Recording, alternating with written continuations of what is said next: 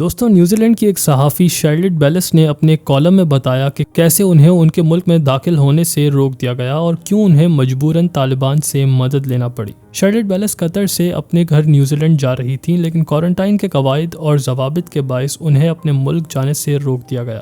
اس خبر کے زیادہ پھیلنے کی وجہ صحافی کا حاملہ ہونا تھا۔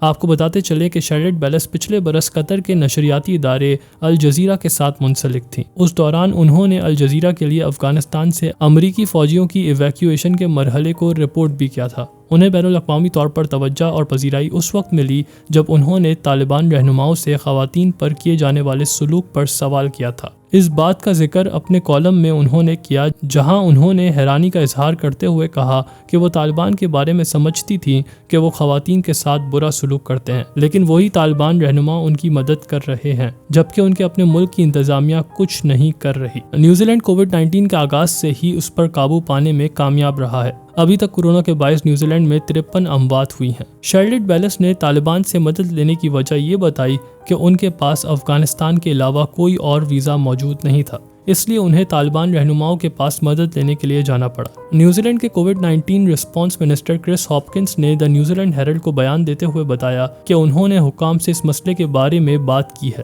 اور انہیں شارلٹ بیلس کے کیس کو ایک بار پھر چیک کرنے کا کہا ہے۔ شارلٹ بیلس اس وقت اپنے ساتھی جم کے ہمراہ افغانستان کے شہر کابل میں موجود ہیں۔ امید کرتے ہیں آپ کو یہ ویڈیو پسند آئی ہوگی۔ مزید دلچسپ ویڈیوز کے لیے انفو انسپیکٹر ضرور سبسکرائب کریں۔